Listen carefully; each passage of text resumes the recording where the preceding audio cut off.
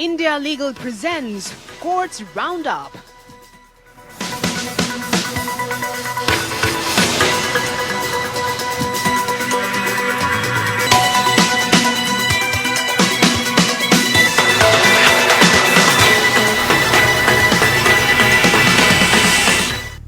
नमस्कार, courts roundup में आप सभी का बहुत बहुत स्वागत है। मैं हूं आपके साथ वक्ता दुबे। इस बुलेटिन में अगले आधे घंटे हम आपको कोर्ट से जुड़ी तमाम छोटी बड़ी खबरों से रूबरू करवाएंगे। कोर्ट की कार्यवाही और सुप्रीम कोर्ट से लेकर हाई कोर्ट और लोअर कोर्ट्स तक के फैसलों को आपके सामने रखेंगे। लेकिन आगे बढ़ने से पहले एक नजर डालते हैं हेडलाइंस पर।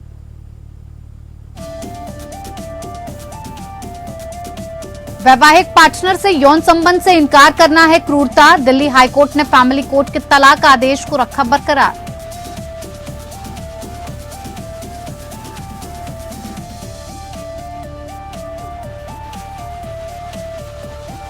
पारिवारिक अदालतों विवाह पूरी तरह टूटने के आधार पर नहीं दे सकती तलाक। सिर्फ सुप्रीम कोर्ट ही विवाह इस आधार पर दे सकता है तलाक। दिल्ली हाईकोर्ट का फैसला।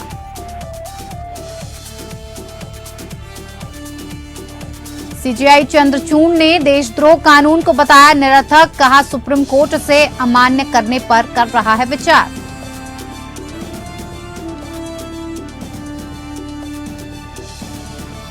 दिल्ली उच्च न्यायालय ने आर्टिफिशियल इंटेलिजेंस के दुरुपयोग का आरोप लगाने वाली याचिका पर अनिल कपूर की छवि आवाज संवाद के उपयोग को रोकने के लिए किया आदेश पारित।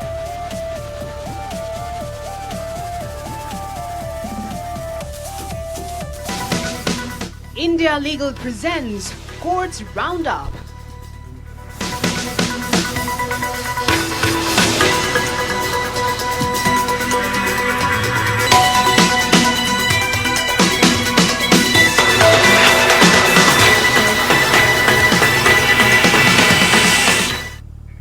दिल्ली हाईकोर्ट ने एक मामले की सुनवाई करते हुए कहा कि शादी के बाद अपने पार्टनर से यौन संबंध के लिए इनकार करना क्रूरता है। जोड़े की शादी साल 2004 में हिंदू रीति रिवाजों के साथ हुई थी और उसके बाद महिला मुश्किल से 35 दिन अपने पति के साथ रही। महिला शादी के बाद भी पिछले 18 सालों से अपने मायके में रह रही है। पत्नी के ससुराल न लौटने पर पति ने फैमिली कोर्ट में तलाक की अर्जी दी और जिसके बाद कोर्ट ने तलाक का फैसला सुनाया था और जिससे हाईकोर्ट में चुनौती दी गई थी, जिस पर हाईकोर्ट ने फैसला देते हुए तलाक को बरकरार रखा।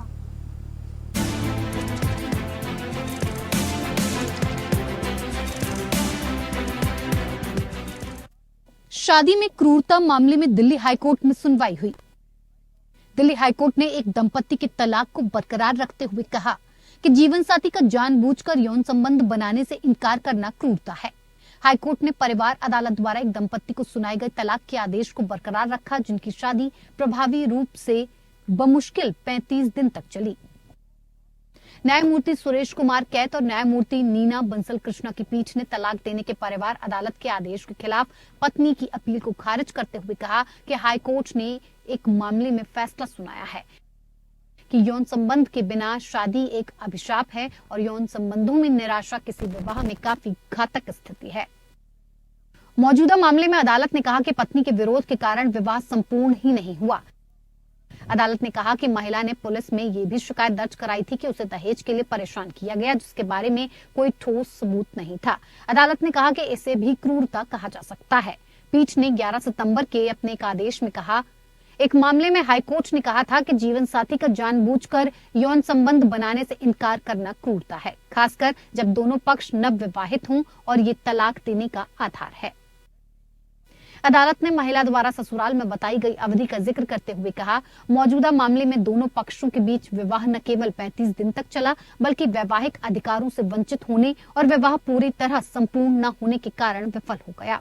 पीठ ने कहा कि इस बात को नजरअंदाज नहीं किया जा सकता कि 18 साल से अधिक की अवधि में इस तरह की स्थिति कायम रहना मानसिक क्रूरता के समान है। अदालत ने कहा कि दंपति ने 2004 में हिंदू रीति रिवाजों के अनुसार शादी की और पत्नी जल्द ही अपने माता पिता के घर वापस चली गई और फिर वापस नहीं लौटी। बाद में पति ने क्रूरता और पत्नी के घर छोड़ने के आधार पर तलाक के लिए परिवार अदालत का रुख किया। पीठ ने अपने आदेश में कहा कि परिवार अदालत ने सही निष्कर्ष निकाला कि पति के प्रति पत्नी का आचरण क्रूरता के समान था, जो उसे तलाक का हकदार बनाता है। कर्नाटक हाईकोर्ट ने जून 2023 में एक मामले में सुनवाई के दौरान ऐसा ही कमेंट किया था। कोर्ट ने कहा था, शादी के बाद पति अगर पत्नी को शारीरिक संबंध बनाने से इनकार करता है तो ये हिंदू मैरिज एक्ट के तहत क्रूरता है, लेकिन आईपीसी की धारा 498 के तहत अपराध नहीं है। कोर्ट ने पति और उसके परिजनों के खिलाफ दायर उस क्रिमिनल केस को भी खारिज कर दिया जो पत्नी ने 2020 में दर्ज कराया था। कोर्ट ने हाल ही में दिए एक फैसले में ये बात कही। Bureau report, APN news.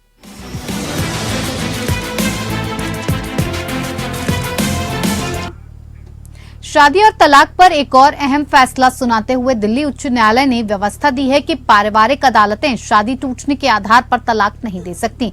न्यायालय ने स्पष्ट किया कि विवाह के अपूरणीय विघटन के आधार पर तलाक देने की शक्ति केवल सुप्रीम कोर्ट में निहित है, न कि उच्च न्यायालय के पास है। ये शक्ति पारिवारिक न्यायालयों में भी नहीं है।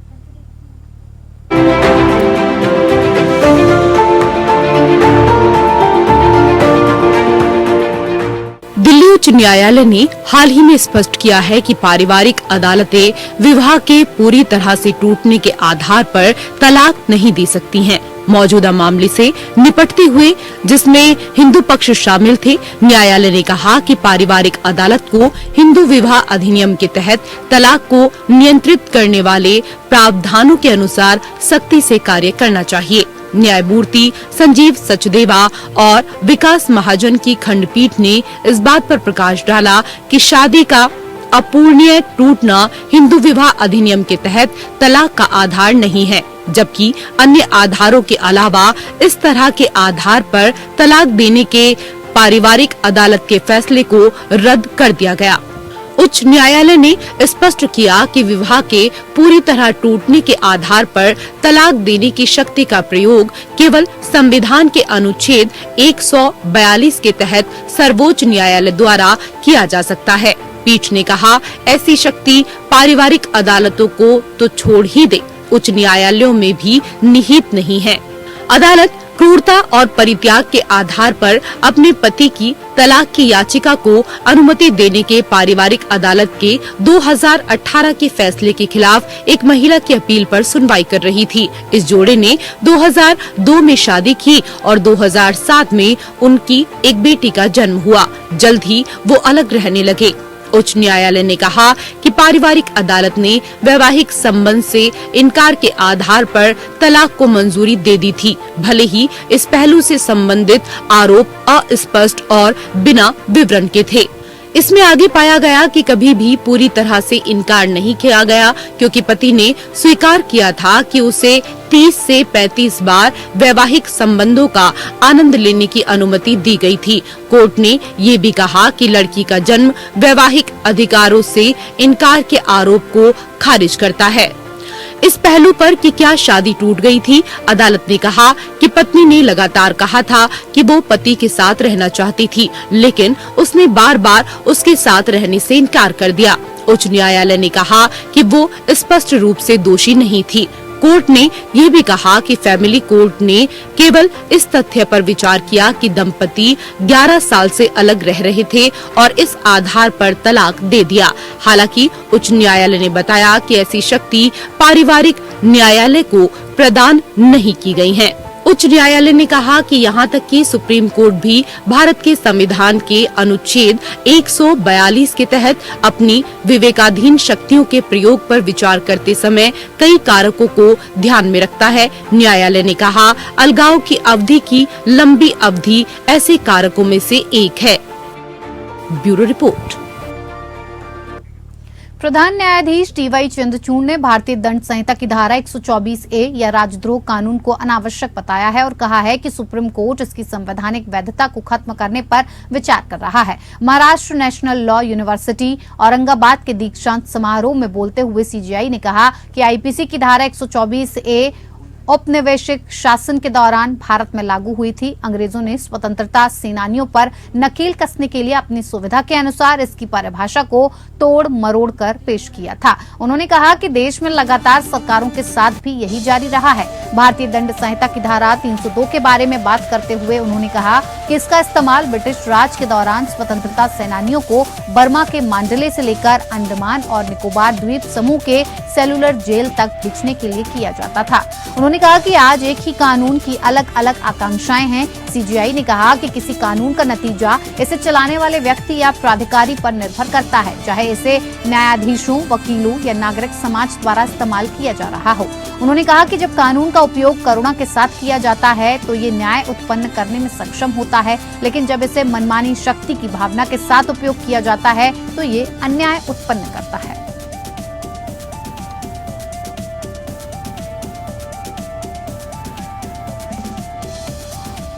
Life is full of opportunity. Everyone, as they did when I joined the profession, does not necessarily continue to enter the court and chart a course in life of law. But should you decide to become lawyers and to pursue this path of life, I can only assure you that it will be as satisfying as any other branch of life that you choose to follow. Asia Pacific राष्ट्रीय मानवाधिकार संस्थान का 2 दिवसीय सम्मेलन दिल्ली के विज्ञान भवन में आयोजित किया गया और जिसका उद्घाटन भारत के राष्ट्रपति महामहिम द्रौपदी मुर्मू के द्वारा किया गया। इस 2 दिवसीय सम्मेलन का आयोजन भारत के राष्ट्रीय मानवाधिकार आयोग और Asia Prashant forum of national human rights institutions के सहयोग से किया जा रहा है। कार्यक्रम को संबोधित करते हुए राष्ट्रपति द्रौपदी मुर्मू ने कहा कि मानवाधिकार अधिकार राइट विषय मेरे बहुत करीब है और इसके सभी पहलुओं पर सबको एक साथ आगे आना होगा। वहीं प्रोग्राम में एनएचआरसी अध्यक्ष जस्टिस अरुण मिश्रा ने मोरक्को में हुई घटना में पीड़ितों के प्रति अपनी संवेदना व्यक्त करने हुए कहा कि मानवाधिकार के कई आयाम हैं। हमें उपभोक्ता, आतंक से पीड़ित, दिव्यांगजनों, जेंडर वायलेंस समेत वो सभी जिसमें मानव के अधिकार प्रभावित हो रहे हैं, उन सब पर काम करना होगा।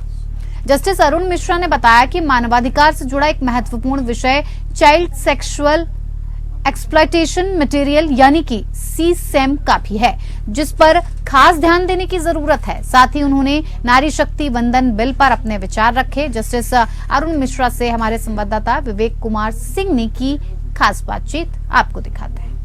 Asia Pacific national human rights को लेकर आज भारत में 2 दिवसीय प्रोग्राम का आयोजन किया जा रहा है। इस मामले में एनएचआरसी के चेयरमैन जस्टिस अरुण मिश्रा हमारे साथ हैं, हम उनसे बात करते हैं। सर, इस प्रोग्राम के बारे में थोड़ा सा तफसील से हमारे दर्शकों को प्लीज बताएं। ये प्रोग्राम काफी महत्वपूर्ण है क्योंकि इसमें पूरे एशिया पैसिफिक रीजन के सारे देश जिनमें मानवाधिकार आयोग हैं वो भाग ले रहे हैं और वर्तमान में जो हमारे यहाँ सामने समस्याएं उत्पन्न हुई हैं उनको बैठकर आगे की स्ट्रेटजी, आगे हम लोगों किस प्रकार से इन मानवाधिकारों को उल्लंघन को समाप्त करना है और हमने अभी तक क्या हासिल किया है, कैसे हमने इक्वलिटी अचीव की है, पुरुष और नारी में समानता किस प्रकार से प्राप्त की है, स्वतंत्रता के अधिकार का किस प्रकार से संरक्षण कर पाए हैं और प्राकृतिक आपदाएं जो क्लाइमेटिक चेंज की वजह से बढ़ती जा रही हैं, पर्यावरण का जो संतुलन बिगड़ रहा है, पर्यावरण का क्षति हो रही है, इस पर गंभीर तौर से विचार किया जाएगा और तथा बिजनेस जो व्यवसायी हैं उनको किस प्रकार से मानवाधिकारों की रक्षा के हेतु आगे आके तत्पर होना चाहिए,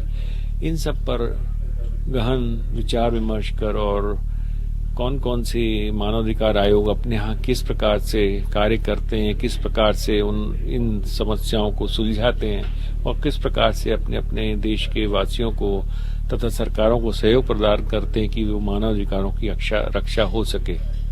सर, ये आपने CSAM का जिक्र किया था, इसके बारे में थोड़ी सी बात बताएं। CSAM एक बड़ा चिंतनीय विषय है क्योंकि इसमें जो बच्चों का यौन शोषण होते समय उसको लाइव स्ट्रीमिंग किया जाता है और इसको रोका जा सकता है। ये नहीं कि टेक्नोलॉजी नहीं है, इसको रोका नहीं जा सकता। इसको जो इंटरमीडियरीज हैं इंटरनेट में, जो बिग हाउसेस हैं, इनकी जिम्मेदारी ठहराना चाहिए और इनको निश्चित तौर से इसको रोकना ही पड़ेगा और रोकना ही आवश्यक है कानूनन।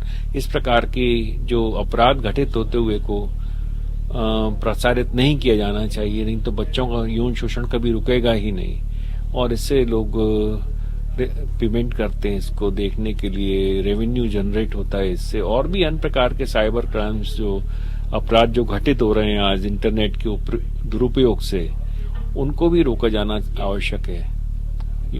मानव की तस्करी और दास्ता के लिए उनको खरीदा बेचा जाना और डेटा हैकिंग, पर्सनल डेटा को जो चुरा लिया जाना, बैंक के फ्रॉड्स, बैंक के अकाउंट में से पैसा निकाल लेना, इस प्रकार के फ्रॉड्स जो एक सीमा पार से भी होते हैं। देश की सीमा के पार बैठे एक कमरे में ई कॉमर्स आज हो रहा है। तो वैश्वीकरण से जो समस्याएं उत्पन्न हुई हैं, जो धन का एक एकत्रीकरण कुछ हाथों में हो रहा है, ये भी एक चिंता का विषय है। बहुत बहुत धन्यवाद सर। तो जैसा जस्टिस मिश्रा का ये कहना था कि जो 2 दिवसीय सम्मेलन है, इस सम्मेलन में ह्यूमन राइट्स की बात की जाएगी, वो किसी भी ढंग से हो, चाहे वो बच्चों के साथ या फिर महिलाओं के साथ या किसी के साथ भी हो, उन चीजों को खत्म करने के लिए हम क्या कर सकते हैं, इस पर कार्रवाई की जाएगी। कैमरामैन भोपाल के साथ Vivek Singh Chandel, APN Delhi. Supreme court ने फैसला किया है कि वो 17 अक्टूबर 2023 से नागरिकता अधिनियम 1955 की धारा 6A की संवैधानिक वैधता को चुनौती देने वाली याचिकाओं पर सुनवाई शुरू करेगा। CJI DY चंद्रचूड़ के साथ justice AS Bopanna, justice MM Sundresh, justice JB Pardiwala और जस्टिस मनोज मिश्रा की पीठ ने प्रक्रियात्मक निर्देश पारित करने के लिए आज ये मामला उठाया था। पीठ ने कहा कि इस मामले में 10 जनवरी 2023 को प्रक्रियात्मक निर्देश पहले ही जारी किए जा चुके हैं। 10 जनवरी को सुप्रीम कोर्ट ने इस मामले में प्रारंभिक मुद्दे को इस प्रकार तय किया था: क्या नागरिकता अधिनियम की धारा 6A किसी संवैधानिक दुर्बलता से प्रभावित है, और कहा कि इसमें मामले में उठे अन्य सभी मुद्दे भी शामिल हैं। पीठ ने आगे ये कहा कि नोडल वकीलों ने मामले में एक सामान्य संकलन तैयार किया था। हालांकि सुप्रीम कोर्ट के सर्कुलर के अनुसार सामान्य संकलन को सुव्यवस्थित किया जाना था और एक सामान्य सूचकांक तैयार करना था। इस प्रकार पीठ ने कहा कि सामान्य संकलन की सॉफ्ट कॉपी 3 अक्टूबर तक तैयार की जाएगी। लिखित प्रस्तुतियां 10 अक्टूबर तक दाखिल की जाएंगी। हम 17 अक्टूबर को शुरू करेंगे। हमें कम से कम मामले को जानना है और फिर पढ़ने के लिए खुद को 1 सप्ताह का समय देना होगा। ये मामला असम समझौते को आगे बढ़ाने के लिए 1985 में एक संशोधन के माध्यम से शामिल नागरिकता अधिनियम की धारा 6A की संवैधानिक वैधता की चुनौती से संबंधित है।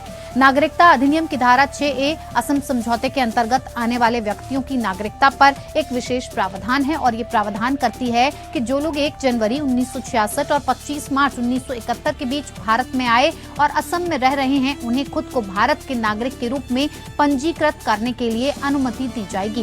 गुवाहाटी स्थित नागरिक समाज संगठन असम सम्मिलिता महासंघ ने 2012 में धारा 6A को चुनौती दी थी। इसने तर्क दिया कि धारा 6A भेदभावपूर्ण, मनमाना और अवैध है, क्योंकि ये असम और शेष भारत में प्रवेश करने वाले अवैध प्रवासियों को नियमित करने के लिए अलग अलग कट ऑफ तारीखें प्रदान करती है। इसने असम राज्य संबंधी राष्ट्रीय नागरिक रजिस्टर NRC को 24 मार्च 1971 से पहले की मतदाता सूची को ध्यान में रखकर अपडेट करने के बजाय 1951 में तैयार NRC में शामिल विवरण के आधार पर अपडेट करने के लिए संबंधित प्राधिकारी को निर्देश देने की मांग की है। असम के अन्य संगठनों ने भी धारा 6A की वैधता को चुनौती देते हुए याचिकाएं दायर की हैं।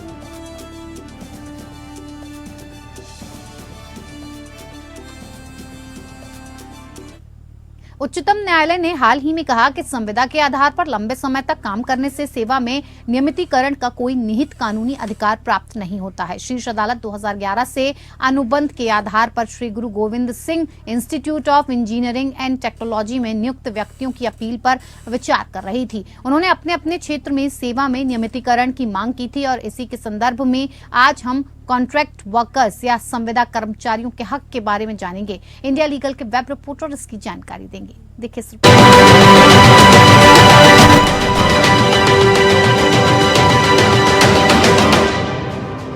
सुप्रीम कोर्ट ने हाल ही में फैसला सुनाया कि no vested legal right to regularization is earned by working lengthy hours under a contract. Petitioner of Guru Gobind Singh university of engineering and technology contract के आधार पर नियुक्त किया गया था और उनकी नियुक्ति 2011 में हुई थी। The petitioner wanted to be regularized in the post for which appointment process was started in this regard. जो सवाल यहाँ उठता है वो ये है कि क्या लंबे समय तक काम करने से पिटिशनर को उस पोस्ट पर रेगुलराइज किया जा सकता है? The court was of the view that they did not find that any continuous working hours has created any legal right in their favor to be absorbed. अगर इसके रिलेटेड कोई स्कीम होता तो पिटिशनर उन स्कीम्स का जरूर लाभ उठा सकते थे, लेकिन ऐसी कोई भी स्कीम नहीं पाई गई. The court said they do not think of any different view to be taken. Therefore, the present petition stands dismissed.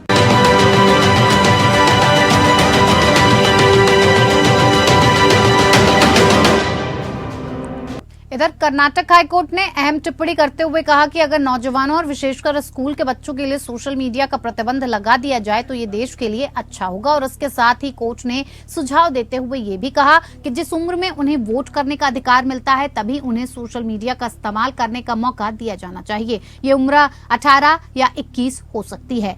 TOI की रिपोर्ट के मुताबिक दरअसल जस्टिस जी नरेंद्र और जस्टिस विजय कुमार ए पाटिल की खंडपीठ एक्स कॉब्स जो कि ट्विटर था उसकी अपील की सुनवाई कर रही थी और इसी दौरान ये टिप्पणी की गई. खंडपीठ ने कहा स्कूल जाने वाले बच्चे सोशल मीडिया के आदी हो चुके हैं और ये देश के लिए अच्छा रहेगा कि उन पर पाबंदी लगाई जाए. अदालत ने आगे ये भी कहा कि बच्चे 17 या 18 साल के हो सकते हैं, लेकिन क्या उनमें ये निर्णय लेने की परिपक्वता है कि देश के हित में क्या अच्छा है और क्या नहीं. न केवल सोशल मीडिया पर बल्कि इंटरनेट पर भी ऐसी चीजें हटाई जानी चाहिए जो मन को विषाक्त करती हैं. सरकार को सोशल मीडिया के उपयोग के लिए एक उम्र सीमा निर्धारित करने पर भी विचार करना चाहिए. सोशल मीडिया प्लेटफॉर्म की ओर से एकल न्यायाधीश पीठ के आदेश को चुनौती देने वाली अपील पर सुनवाई करते हुए कर्नाटक हाईकोर्ट की ये टिप्पणी अब सामने आई है, जिसने इंफॉर्मेशन टेक्नोलॉजी एक्ट की धारा 69A के तहत इलेक्ट्रॉनिक्स और सूचना प्रौद्योगिकी मंत्रालय के जारी किए गए आदेश पर सवाल उठाने वाली उसकी याचिका खारिज कर दी थी. कोर्ट ने कंपनी पर 50 लाख रुपए का जुर्माना लगाया था. अदालत ने कंपनी को अपनी प्रामाणिकता दिखाने के लिए जुर्माने की 50% धनराशि जमा करने को कहा था. कंपनी ने तर्क देते हुए कहा कि ये जुर्माना बहुत ज्यादा है और अन्यायपूर्ण भी है.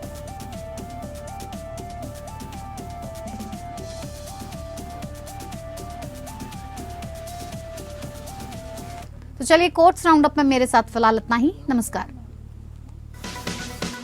India Legal presents Courts Roundup.